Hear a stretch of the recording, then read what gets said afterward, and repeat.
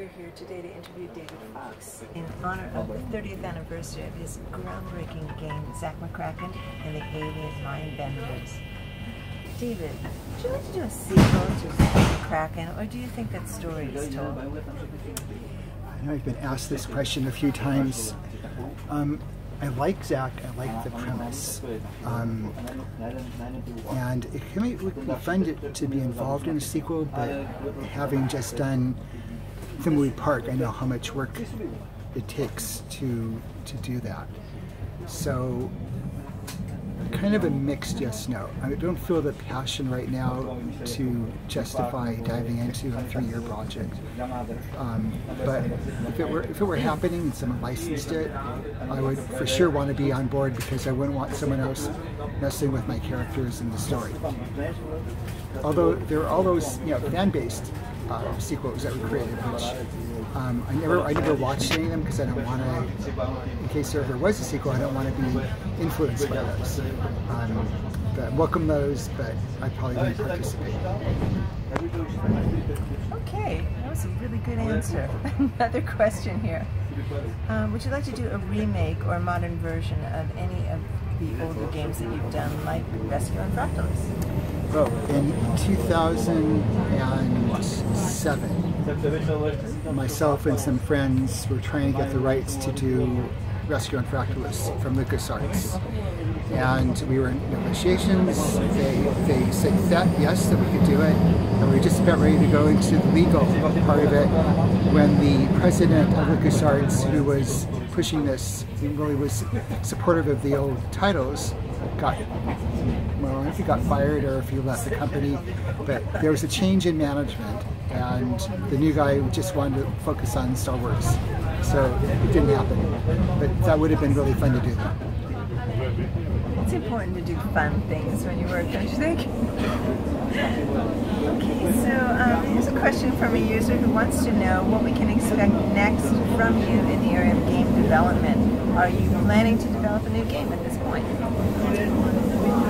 I don't have any plans right now. I'm doing some work with Gary Winnick on a spec project that we're just experimenting with. I don't know if it's in turn anything for real. And I'm still really intrigued with doing something in the area of virtual reality or augmented reality, but I'm not planning to start my own project on that at this point. That could change, or more likely I probably would act as a consultant or a designer in a team with other people. I don't know if I want to take the lead on a project right now. Okay, next question. I know that you love story, and that's an important part of any adventure game. Someone wants to know if you can imagine doing another adventure game, not based on any of your sequels, or are you more interested in developing games in other genres? Well, kind of relating to the question I just answered, I'm curious how an adventure game in virtual reality might play. Something maybe equivalent to an escape room, but where it was a complete story rather than just in one room and trying to escape. So it didn't feel claustrophobic. And I've also done some stuff, it was like 10 years ago for Disney, where we were doing designs for theme parks, theme park overlay games. And the idea of doing an augmented reality game in a theme park using the background of the theme park as the location. Imagine like Harry Potter World, where you had some overlay game where you're wearing augmented reality, you could see things that none of the other people could see. Magical things and spells. I don't think we're there yet. I don't think we're there yet in terms of technology, but that would be really fun to work on. I love this question. Someone wants to know how you came up with the story of Zach, and especially this person is intrigued with the Caponians and the telephone hound. I don't remember. I mean, I remember the brainstorming session with David Spangler, where I was there for 2 days, And David was the guy who was a spiritualist, who knew a lot of stories over the years about New Age stuff. He's the one who told me that 1997 would be the 50th anniversary of the first sighting of a UFO at Mount Rainier, which is why Mount Rainier is one of the locations in the game. It's also probably why the game was put in the future, because the first sighting was in 1947, so we made the game in 1988 and put it 10 years in the future, 1997. I think I left with David with a bunch of location ideas, a bunch of concepts of things we might be able to work into the game, like mind linking and teleportation. But I went back and just dove into it for like 3 months to work out the design and the game and the story. So I was pretty much on my own without much support from anyone. Maybe we talked about bad aliens, and I always disliked the hum noise. Whenever I hear a 60 hertz, 60 cycle hum on sound, it always really irritated me. So I think that's where the idea came, that they were using that to drive people crazy, make them really stupid. So that came from experience, although I didn't feel like I was becoming more stupid. The idea of the good aliens probably came from the idea that there were good aliens on this planet, thousands or hundreds of thousands of years ago, and they left things for us to discover. So that I like that feeling like we're not here alone. That we have smarter, more advanced races that are kind of shepherding us to enlightenment or to better civilization on some level. So that all kind of got meshed into it. Can you tell us about a strange source of inspiration for one of your puzzles? And this comes from the user Tasti. I don't know if I remember that either. I think there's often, when you're doing a puzzle sequence, you know what the last part would be. For example, spoiler alert, the puzzle with the bird, and you had to find a way to attract the bird. You knew the birds like breadcrumbs. That relayed back to finding bread somewhere and turning them into crumbs. And so it's kind of like a reverse idea, trying to find something unique. And for me, the idea of using the garbage disposal, it wasn't, I didn't put it in the game, and I put it in the game for this. The idea that you could have one. I know this is not common in Europe. In the United States, most people have what we call garbage disposal in their kitchen sink to grind up stuff. So I did not know at the time I designed that it would be confusing to more people. But if I known that, I probably would have had Zach explain more about what it was. Probably when you click on it. But I just like that puzzle because it was like using something for a use that wasn't intended for. So the idea of having essentially a Cuisinart built into your sink that turned really hard bread that you couldn't grind up any other way into crumbs. You have mentioned in the past how difficult it was to make the airplane scene in Zach McCracken. Could you please share what problems you encountered? And this comes from a user called Nihilquest. I was trying to remember what you might mean by airplane scene being difficult, or what I was saying if I actually said that. I remember feeling really enjoying doing the whole sequence with the stewardess or the flight attendant, because I've had in the past some really negative experiences with them where they were just really abrupt.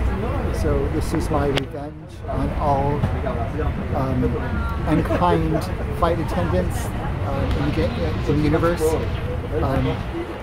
What I do remember is talking about, I usually give an example of a sequence that was hard to implement, was the whole interaction with the bus in San Francisco and having to pay for it with a cash card.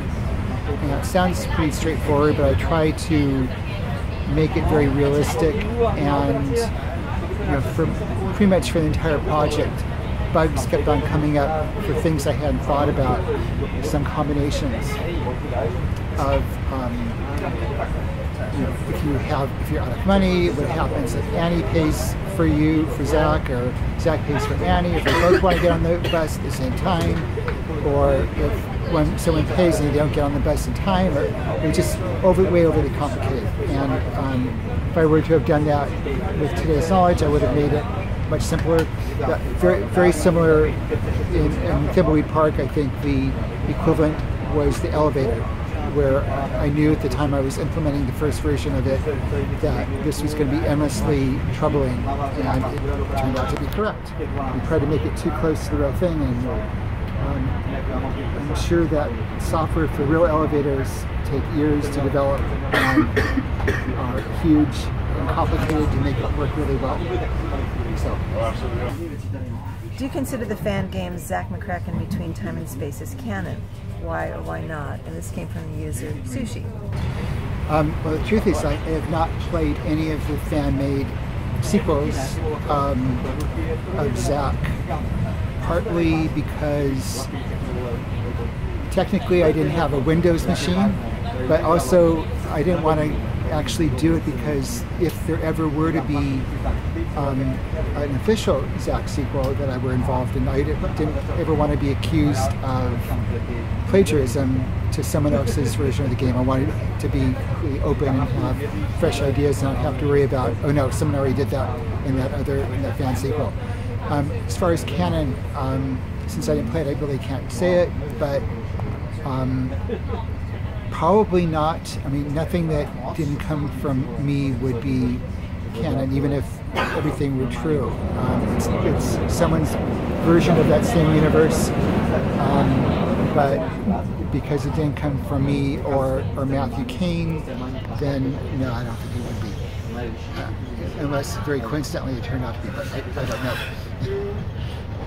How many takes did you have to do for your voice lines in Thimbleweed Park? And this comes from the user Guga. Well, we didn't do the voice recording, three of us in studio. We did it the same way we did our podcast, which meant that technically they weren't that clean. I have a good microphone. I think Ron's is okay. Or maybe his is pretty good too. Gary did not have a good microphone. And we all had some background noise in our offices. So there was that issue. But we're not actors. And it just took, I don't know, I think we did it maybe a dozen times, 6 to 12 times for each line until we got ones that Ron was somewhat happy with. But I actually I took those and tried to clean up the audio myself and chose the best one of the group.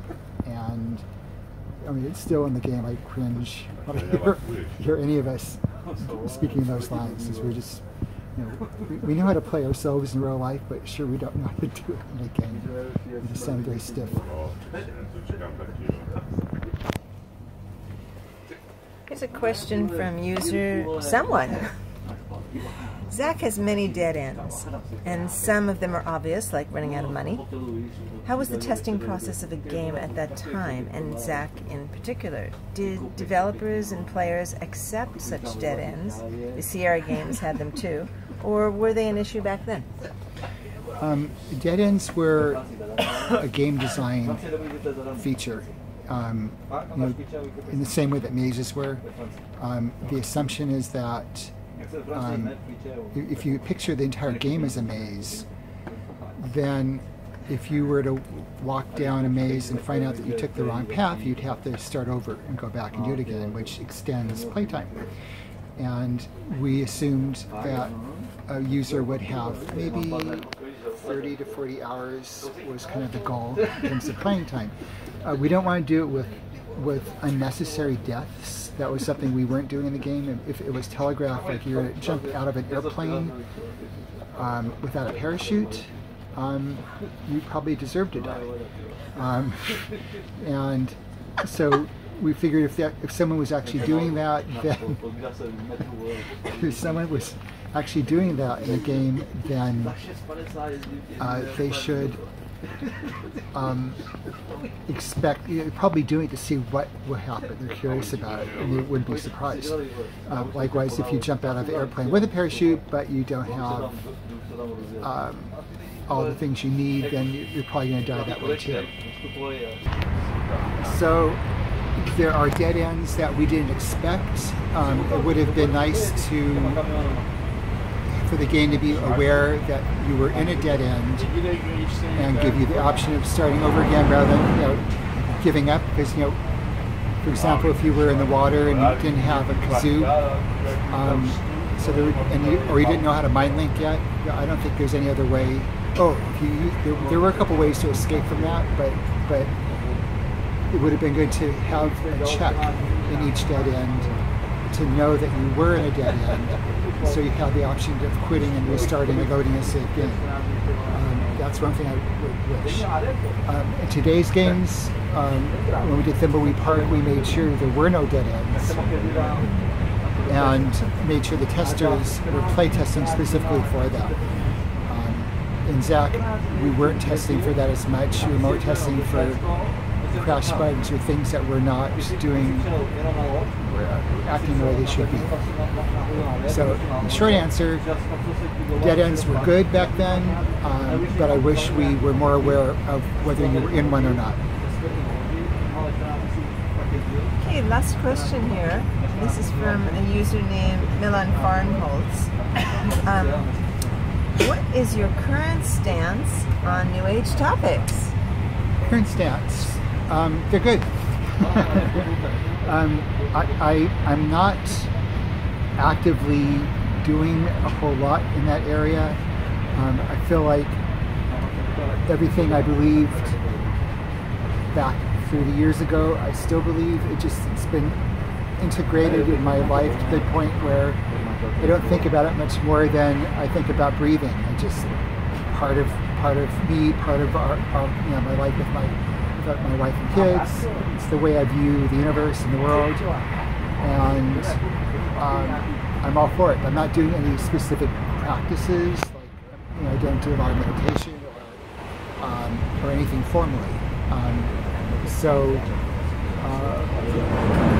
if you want to check it out, feel free. I think there's some really good information there, and it's definitely affected the way that I view the world and my life. Okay, thank you very much for this interview. Bye bye. Bye bye. Bye bye.